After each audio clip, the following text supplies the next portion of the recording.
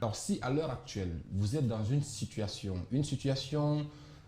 amoureuse difficile, une situation de couple difficile, une relation, quel que soit son genre, bref, vous avez trois pouvoirs.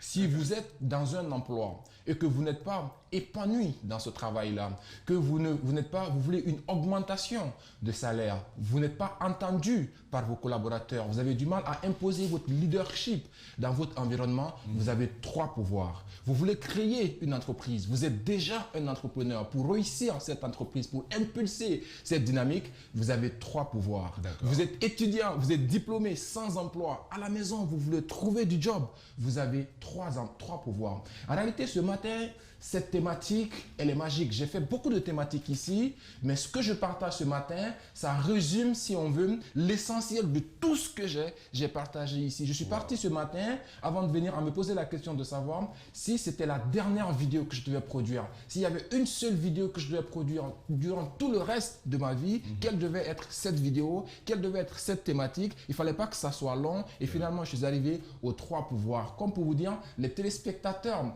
d'Espace TV, vous êtes des privilégiés, vous avez une bénédiction sur 10 générations. Franchement, ce que vous allez recevoir aujourd'hui, ça a pour objectif de vous permettre tout simplement de pouvoir utiliser le pouvoir que vous avez en vous, quelle que soit la situation dans laquelle vous vous trouvez, pour vous faire une vie de dingue, une vie magique, une vie épanouie. Alors, quels sont ces trois pouvoirs dans cette vidéo? Je vous le dis. D'accord.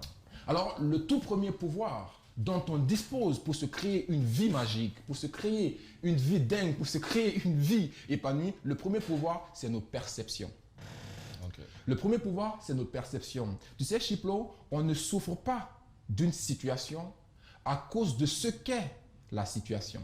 Mais on souffre plutôt d'une situation à cause de l'histoire qu'on ne cesse de se raconter vis-à-vis de cette situation.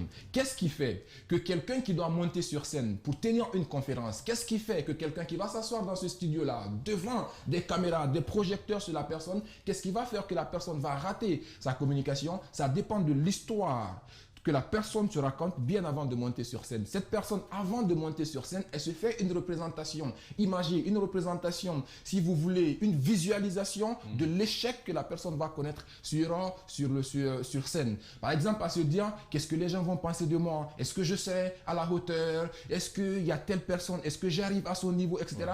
Est-ce qu'on est Dieu pour savoir ce qui se passe dans la tête de ces gens-là? Non. Qu'est-ce qui se passe? C'est cette histoire qu'on se raconte nous-mêmes qui nous amène à visualiser notre échec pendant notre communication, et quand on fait, on ne peut que vivre ça. Qu'est-ce qui va faire que quelqu'un va réussir? Prenez deux individus donnés qui se retrouvent dans un embouteillage, à quitter Matoto pour aller en ville. C'est deux qui sont dans deux voitures à proximité. On a une première personne qui se trouve là, qui tape son guidon. La Guinée, c'est un pays de merde, rien ne va, qui critique, qui klaxonne, qui se met dans tous les mauvaises humeurs. Honnêtement, est-ce que c'est en faisant ça que l'embouteillage va quitter, qu'il avance? Non. Et on a de l'autre côté un individu B qui est dans sa voiture, qui sait qu'il n'a aucun pouvoir sur l'événement qui est là, il n'a aucun pouvoir sur la circonstance. Il va peut-être mettre un CD d'anglais, il va mettre son volume, il va se perfectionner en anglais, ou au-delà, il va réfléchir sur sa vie, il va visualiser ses projets, il va se mettre dans un instant de gratitude parce qu'il y a toujours des raisons pour dire Dieu merci que de s'en plaindre.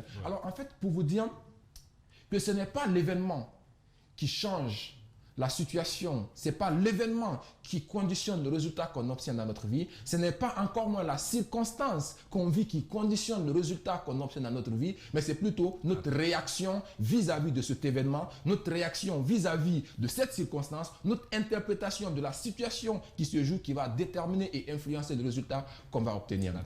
La perception. Un exemple concret. Alors imaginez, ces études sont passées, ils ont fait des grandes études scientifiques en fait pour prouver ce fait que j'amène. C'était aux États-Unis où ils ont pris deux individus, le premier qui était un très grand alcoolique et le deuxième qui était quelqu'un de très responsable qui réussissait sa vie. Et il se trouve que toutes ces deux personnes sont issues du même père. Mais il se trouve que leur papa était alcoolique, leur papa il avait tout sauf de très bons comportements, il était toujours en prison, c'était entre guillemets un voyou si je peux me permettre. Alors, ce monsieur-là, ils ont voulu savoir, est-ce que parce que leur papa est alcoolique, leur papa vivait toute cette situation-là, que ses enfants aussi allaient vivre la même chose? Mais ils se sont rendus compte qu'il y en a un qui se disait, il n'avait plus rien à prouver, son papa a échoué sa vie, donc lui aussi c'était la même chose. Pendant que l'autre, il a réussi. Et après, on a appelé ces deux pour leur poser la question de savoir qu'est-ce qui fait que tu as réussi ta vie ou qu'est-ce qui a fait que tu es devenu alcoolique comme ton papa. Il leur demande qu'est-ce que vous voulez que je sois d'autre. Mon papa, il est devenu alcoolique, il a fait tout ça, lui n'a pas pu le faire et c'est la même chose pour moi. Et l'autre par contre, lui il se dit qu'est-ce que vous voulez que je devienne d'autre? Si mon papa a été alcoolique, moi j'ai vu la vie qu'il a vécue, j'ai vu le résultat qu'il a obtenu, j'ai vu là où ça l'a mené, ça n'a aucun sens que moi aussi je puisse me mettre dans cette même situation. Donc j'ai tiré des leçons de là et ça m'a permis de pouvoir avancer dans notre vie. Alors ce qui a fait la différence entre ces deux, ce n'est pas la situation qu'ils étaient en train de vivre, mais c'était plutôt l'interprétation qu'ils ont eue vis-à-vis de la situation, l'angle sur lequel ils ont vu la situation a fait toute la différence par rapport à cette situation. Un autre exemple pour illustrer encore mieux, afin que les téléspectateurs comprennent que ce qui va faire la différence dans leur vie, c'est l'interprétation et la perception de la situation qui arrive. Parce que quel que soit ce qui arrive, quel que soit ce qui se passe, on ne peut pas tout contrôler, je le disais la dernière fois, mais on peut contrôler ses pensées, on peut contrôler ses décisions et on peut contrôler surtout les actions que nous posons. Parce que dans chaque situation, quelle que soit la difficulté de la situation, on a encore une fois la possibilité de transformer cette situation en opportunité en fonction de l'angle sur lequel on le voit. Peut-être que tu as perdu ton emploi, mais peut-être que tu as perdu cet emploi-là parce que l'emploi-là ne te correspondait pas, parce que ce n'était pas le meilleur salaire pour toi, parce que tu n'avais pas les formations qu'il fallait, parce que tu n'avais pas l'expérience qu'il fallait. L'opportunité là-dedans, c'est que tu as l'opportunité cette fois-ci de te construire mieux, de te préparer mieux, d'attaquer un nouveau job dans lequel tu vas pouvoir t'épanouir. En réalité, tout dépend de la perception sur laquelle on voit les choses. En réalité, dans un problème, il y a un cadeau dans tous les problèmes du monde. Il y a un cadeau. Cependant, il est tellement emballé que si on ne se pose pas des bonnes questions, et j'appelle bonnes questions des questions intelligentes, des questions dynamisantes et des questions inspirantes. Si on ne se pose pas ces bonnes questions-là, on aura du mal à voir ce cadeau qui est emballé là-dedans. Donc, posons-nous ces questions intelligentes, dynamisantes et inspirantes pour pouvoir aller vers le cadeau qui est caché, qui est emballé, qui va nous ouvrir toutes les belles opportunités du monde. Prenons deux enfants. Une fois, c'était à la plage. On a des parents qui sont partis avec leurs deux enfants. Appelons l'enfant A, Chiplo, et appelons l'enfant B, Noël. Alors, Chiplo et Noël se retrouvent à la plage. Et ces deux enfants, pendant que les parents étaient là à prendre un bain de soleil, ces deux enfants se sont lancés en mer. Et donc, ils ont commencé à nager. Et soudainement, une vague est venue ramasser les deux enfants pour les jeter sur le sable. Aussitôt qu'ils sont tombés, alors Chiplo s'est mis à crier en sanglots. Chiplo était très content. Chiplo a voulu revivre cette expérience. Chiplo a recouru pour repartir dans l'eau. Tandis que Noël, lui, il s'est mis à crier. Il a commencé à pleurer de peur. Il a couru. Il est tout de suite parti vers ses parents. Alors, qu'est-ce qui a fait que, oui ou non, Noël et Chiplo ont vécu la même situation? Ils étaient dans la même mer. C'est les mêmes vagues qui sont venues les ramasser pour les mettre sur la rive. Mais qu'est-ce qui a fait que le résultat obtenu par Chiplo, qui était le fait de se sentir en joie et de vouloir repartir dans la mer, était différent du résultat de Noël qui se mettait à crier, qui partait tout droit vers ses parents. Encore une fois, ce n'est pas l'événement ou la circonstance dans laquelle on est qui va déterminer le résultat qu'on obtient dans notre vie, mais c'est plutôt notre interprétation de la situation, notre perception de la situation, le prisme de l'angle sur lequel on voit la situation créera toute la différence. Donc désormais, quelle que soit la situation dans laquelle tu es, il faut te dire, je n'ai pas tous les pouvoirs qu'il faut, mais je dois chercher à voir ce sur quoi j'ai du pouvoir et je me focalise sur ça tout en se disant que dans chaque situation, il y a une opportunité. Chercher à transformer les situations en opportunités pour pouvoir avancer. Bref, changer tout simplement son angle de vision pour pouvoir revoir les choses dans une dynamique qui puisse nous permettre de retrouver de l'énergie, de retrouver la confiance, de pouvoir se remettre en action pour qu'on puisse avancer. Premier pouvoir. D'accord. Le deuxième pouvoir, c'est l'action. Le deuxième pouvoir, c'est véritablement l'action. Parce qu'en réalité, cette situation que tu veux changer là, cette situation qui ne te plaît pas, la seule et unique façon pour toi de pouvoir changer cette situation-là, c'est de passer à l'action.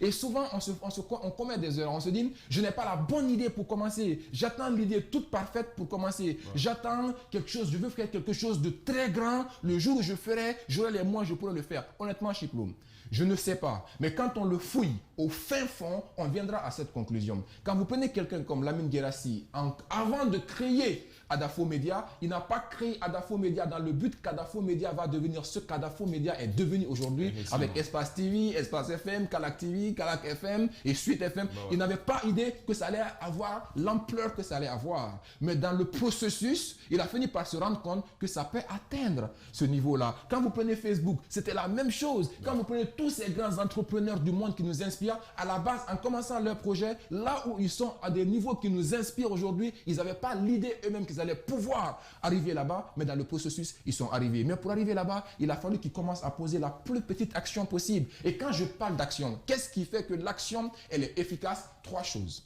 La première, pour qu'une action soit efficace, il faut que l'action soit challengeante. Il faut que l'action vous sorte de votre zone de confort, que l'action elle soit nouvelle pour vous, stressante pour vous et inconfortable pour vous. Première chose pour que l'action soit efficace.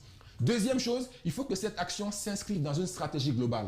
Il faut que cette action que vous posez vous permette de passer à l'étape d'après qui va vous mener vers l'étape d'après qui vous mènera vers l'objectif que vous êtes en train de rechercher. Sinon, ce n'est pas une bonne action. Et la troisième action pour que l'action soit efficace cette fois-ci, c'est pas de poser de grandes actions une fois de temps en temps. Ça ne veut absolument rien dire, c'est l'effet de paille, c'est comme si on prenait un coup d'épée qu'on mettait dans l'océan, mais c'est de plutôt poser la plus petite action possible qu'on puisse faire, mais de façon régulière. Donc chaque jour, la plus petite action possible, mais chaque jour que Dieu fait, vous reposez la même action, ça devient une routine, ça devient votre habitude de vie, vous le faites tous les jours et c'est ce qui va faire la différence dans votre vie.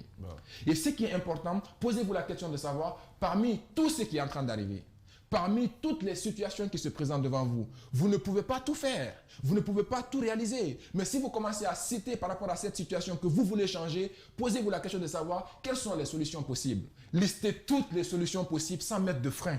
Et après, dites-vous, parmi toutes ces solutions-là, laquelle des solutions je peux faire, poser aujourd'hui, là où je suis, avec les moyens que j'ai, les ressources dont je dispose aujourd'hui pour pouvoir commencer. Vous choisissez cette action-là et commencez avec elle. Et après, on dit souvent que le plus difficile, c'est de commencer. Et l'action réside dans le premier pas. Quand on a le pouvoir de poser le premier pas, à partir de ce premier pas-là, on voit s'il faut aller vers le deuxième, on améliore, on change, et il n'y a jamais 203. Et progressivement, on se retrouve dans une dynamique qui nous permet de pouvoir aller de l'avant. Donc, le deuxième pouvoir dont on dispose pour se créer une vie de dingue, une vie magique, une vie épanouie, c'est justement une vie fantastique. C'est tout simplement le pouvoir de l'action. D'accord. D'accord? Et le troisième pouvoir, c'est le pouvoir de la décision. Honnêtement, si ta vie d'aujourd'hui ne te plaît pas, il t'appartient de prendre la décision qu'il faut pour la changer. Ça ne sert à rien de râler auprès de tes parents, ça ne changera pas. Ça ne sert à rien de pointer ton doigt vers un gouvernement. Ils ne viendront pas changer ta vie. C'est à toi de changer ta vie et d'apporter de la valeur pour ton pays pour que ton pays puisse pouvoir avancer. Donc, il est à toi de prendre cette décision-là. Comme le dit Didier Drogba, si ta vie ne te plaît pas, prends cette décision en toi de faire ce que tu n'as jamais fait pour obtenir ce que tu n'as jamais obtenu. Parce que comme le dit Albert Einstein, si tu continues à faire ce que tu as toujours fait, tu obtiendras toujours le même résultat. Alors si ce style de vie ne te plaît pas, change-la. Et changer ça, c'est la décision que tu prends. Le changement ne se fera pas en 1 heure. Le changement ne se produira pas. Le changement, la vie épanouie ne se fera pas en 1 heure. Ça ne se fera pas peut-être pour toi en 1 année. Mais la décision, le déclic qui va créer, impulser cette dynamique qui va provoquer ce changement-là peut se produire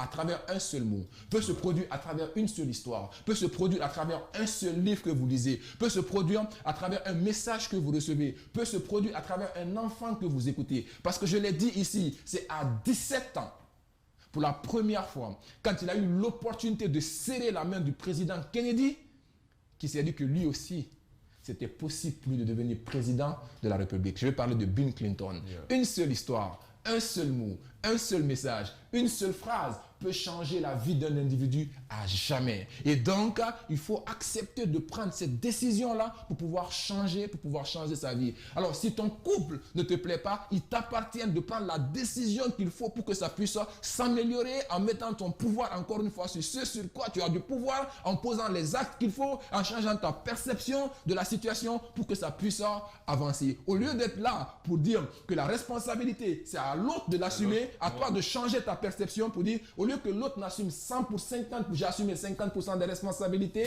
il lui faut assumer les autres 50% des responsabilités. Là, on n'est même pas dans la responsabilité. En réalité, si tu veux que ça bouge, il faut que toi, tu assumes 100% des responsabilités pour que ça marche dans ton couple. Et si tu t'inscris dans cette dynamique, quand tu vois les choses sur cet angle et que tu poses des actions selon le pouvoir que tu as pour t'inscrire à assumer 100% des responsabilités qui sont les leurs, alors les tiennes plutôt, alors en ce moment-là, tu as la possibilité de pouvoir changer encore une fois ta situation de couple. Alors si tu n'as pas l'emploi qu'il faut aujourd'hui, prends cette décision maintenant à travers cette vidéo de faire tout ce qu'il faut chaque jour que Dieu fait pour poser les actes qu'il faut pour avoir le job de tes rêves. Tu vas finir par trouver. Que ça tienne au fait que tu marches, quitter chez toi, aller à Kaloum tous les jours, même si ça te fait 1 km, 2 km, peu importe, sors dans la rue, marche jusqu'à ce que tu puisses obtenir ce que tu veux obtenir. Parce que c'est certes difficile de marcher, c'est certes difficile de prendre l'avis du miroir social, mais c'est encore beaucoup plus difficile de se retrouver au dernier jour de sa vie à se dire j'aurais dû faire ça et à se dire si j'avais fait ça peut-être que ça aurait été comme ça. Ce regret au dernier jour de notre vie, on ne veut pas que vous viviez ça, chers téléspectateurs. Voilà la raison pour laquelle à travers cette émission de ce matin-là, on vous partage les 3 pouvoirs que vous avez en vous, que vous n'avez rien fait, rien mérité pour avoir ça. Vous êtes né avec, vous les avez en vous. Pourquoi allez-vous battre pour chercher quelque chose que vous n'avez pas, que vous savez que vous n'aurez peut-être même pas, et laissez ce que vous avez en vous. Profitez de ce pouvoir pour prendre aujourd'hui la décision. La décision de changer cette vie merdique dans laquelle vous voulez sortir. Ce pouvoir, il est en vous. Et mettez de la valeur sur ces 3 pouvoirs. En mettant de la valeur sur ces 3 pouvoirs, je peux vous garantir, ça prendra le temps que ça prendra. Mais tôt ou tard, vous arriverez à cette conclusion d'avoir une vie magique. D'arriver à cette conclusion un jour que quelqu'un se mettra devant vous pour vous dire comment est-ce que vous avez fait pour réussir à vous bâtir cette vie épanouie. Vous vous direz, tout est parti parce qu'un jour, à travers une vidéo d'Espace TV, j'ai entendu un message qui m'a demandé de prendre cette décision-là maintenant pour changer ma vie. Et c'est le jour où tout a changé pour toi. Et si toi aussi tu veux le faire, effectivement, il faut que tu prennes cette décision-là. Alors pour revenir rapidement sur les 3 pouvoirs dont vous disposez pour bâtir cette vie de dingue, cette vie de rêve, cette vie magique, épanouie, fantastique, comme le disait Chiclo tout à l'heure. Le premier pouvoir, c'est la perception. Changez votre perception des choses, changez votre vision des choses, changez la façon dont vous vous représentez les choses et vous verrez que vous serez beaucoup plus épanoui déjà. Voir le verre à moitié plein. À moitié plein. Bah ouais. D'accord? Ça nous permet de pouvoir transformer quelque part notre vision. Ça ne veut pas dire qu'on est bisounours. Ça ne veut pas dire qu'on est dans l'extrême positivité. Non, bah ouais. C'est pas ce que ça veut dire. Ça veut tout simplement dire, parce qu'en réalité, si on continue à ne focaliser que sur les choses sur lesquelles on n'a pas de pouvoir, à ressentir ces choses-là, on sera déprimé, on sera stressé, on se sentira mal et rien ne changera. Donc, au lieu de mettre ton énergie sur des choses sur lesquelles tu ne peux pas changer la situation, comme l'embouteillage, tous les véhicules sont là, quel que soit ce que tu vas faire, ça ne va pas changer. Alors, mieux vaut que tu puisses réutiliser cette énergie-là vers quelque chose sur le quoi tu as du pouvoir. Donc, premier pouvoir, c'est la perception. Deuxième pouvoir, c'est le pouvoir des actions. Et quelles actions? Les petites actions de façon quotidienne. Des petites actions de façon régulière. Pas des actions une fois de temps en temps, mais des petites actions de façon régulière. Et le troisième pouvoir, c'est le pouvoir de décider. La décision. Et quand on parle de décision, chers téléspectateurs, retenez ceci.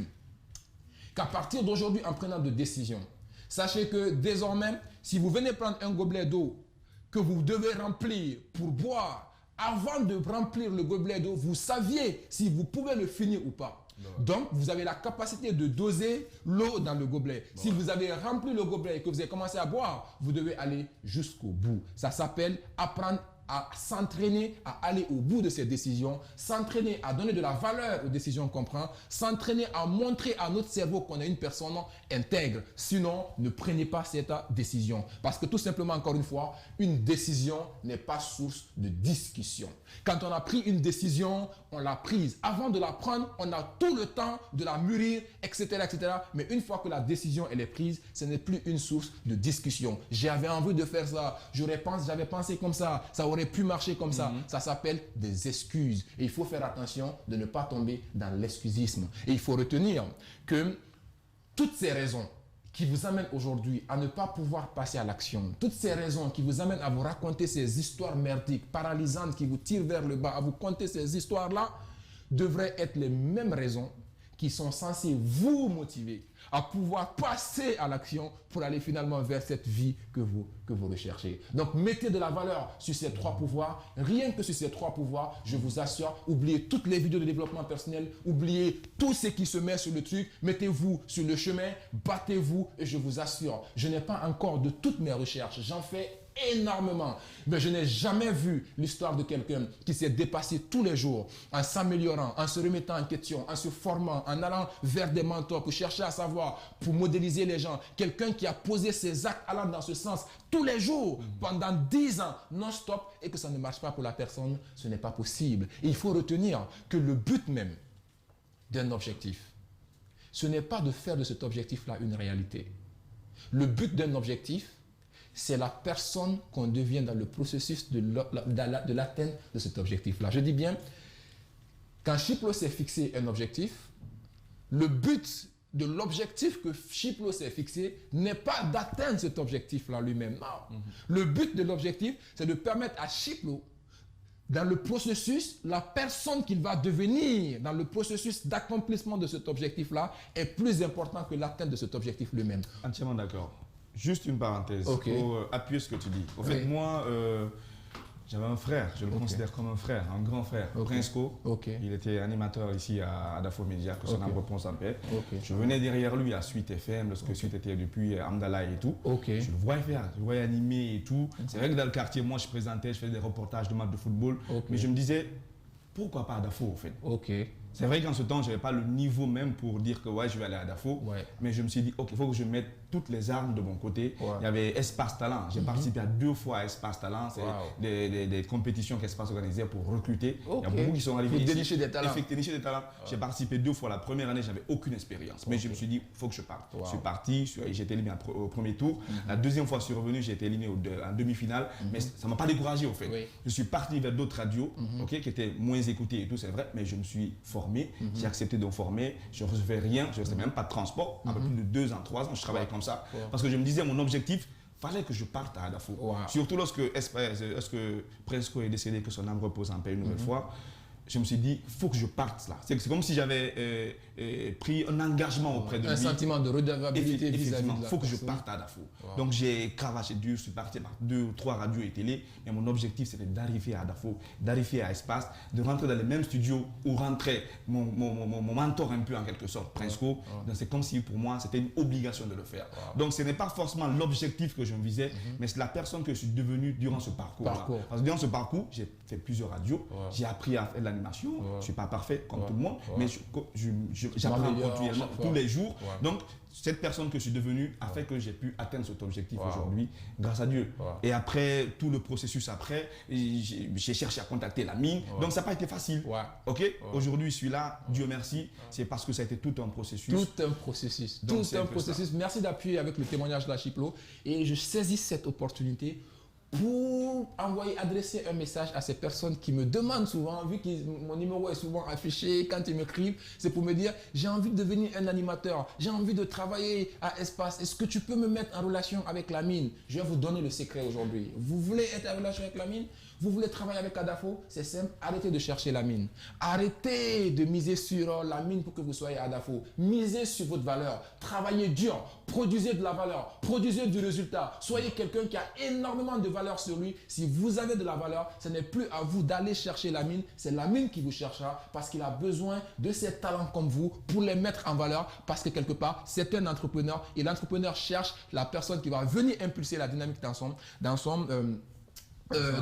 entreprise. Donc, ne cherchez pas la mine, cherchez plutôt à travailler de la valeur sur vous, à développer suffisamment de valeur. Et le jour où vous développerez suffisamment de valeur, je vous assure, la mine vous courira après. Hormis la mine même, beaucoup de personnes vous courront après. Parce qu'en ce moment-là, que vous le vouliez ou pas, même si vous dites, Dieu, je ne veux pas réussir, je ne veux pas le succès, je ne veux pas rencontrer la mine, je ne vais pas travailler à Adafo, il vous dira, il ne fallait pas développer les valeurs que vous avez développées. Si vous les avez développées, c'est sûr que vous allez pouvoir le réussir. Je me rappelle très bien, Chiplo, c'était en 2015, quand je prenais cette décision pour dire 2015, 2015-2025. Je me dis, de 2015 à 2025, ces 10 années-là, je m'engage à faire tout ce qu'il faut, à prendre tous les sacrifices qu'il faut pour m'offrir cette vie extraordinaire. Et à partir de 25 ans, c'est de pouvoir aider 1 million de personnes à eux aussi pouvoir vivre une vie extraordinaire. Alors, comme pour vous dire, chers téléspectateurs, tout dépend de la décision que vous prendrez aujourd'hui à changer votre perception et à poser les actions qu'il faut pour que tout simplement vous puissiez vous bâtir une vie